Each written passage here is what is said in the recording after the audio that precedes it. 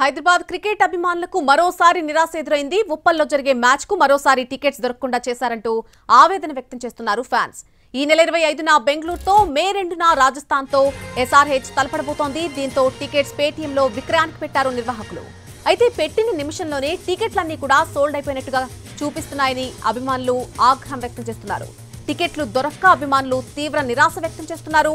Black లో tickets అమ్ముకుంటున్నారని ఆరోపిస్తున్నారు.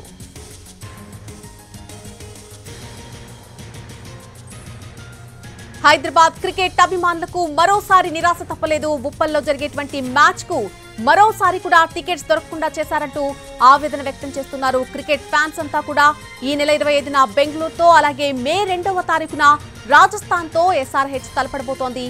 దీంతో టికెట్స్ అన్ని కూడా పేటీఎంలో విక్రయానికి పెట్టడం జరిగింది నిర్వాహకులు.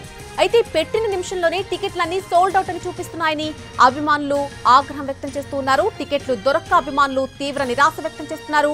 బ్లాక్ లో టికెట్స్ అన్ని కూడా అమ్ముకుంటున్నారని ఆరోపణలు గుప్పిస్తున్నారు.